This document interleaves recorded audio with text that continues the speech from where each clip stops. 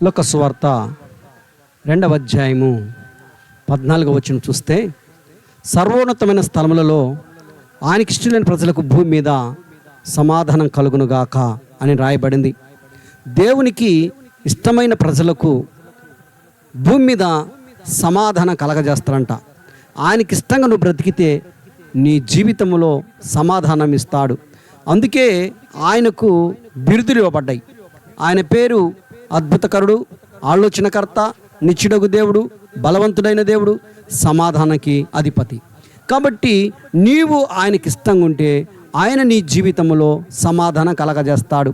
ఈ లోకములో సమాధానము లేక అనేక రకాలుగా మనుషులు రకరకాలుగా పాడైపోతున్నారండి. సమాధానం కొరకు అనేకమైన చెడు వ్యసనాలకు బానిసలైపోతున్నారు. సమాధానం కొరకు అనేకమైన అటువంటి అలవాట్లకు బానిసలైపోయి లాస్ట్కు జీవితాన్ని పాడు చేసుకుంటున్నారు. అయితే ప్రభుల వారు అంటున్నాడు, నీకు సమాధానం కావాలంటే నా యొద్దకు రా, నేను నీకు సమాధానం కలగజేస్తాను అంటున్నాడు. ఆ సమాధానకర్త అయిన యేసు ప్రభు నీకు తోడుగా ఉంటాడు. నీ జీవితంలో సమాధానం కలగజేయాలన్నా, నీ జీవితానికి విలువ రావాలన్నా, నీ జీవితంలో నీకు సమాధానంతో నింపబడాలన్నా ఆ ప్రభు వైపు చూడాలి. ఆ ప్రభు వైపు ఎవరైతే చూస్తారో వారి జీవితాలలో నెమ్మది ఉంటుంది, శాంతి ఉంటుంది, సమాధానం ఉంటుంది.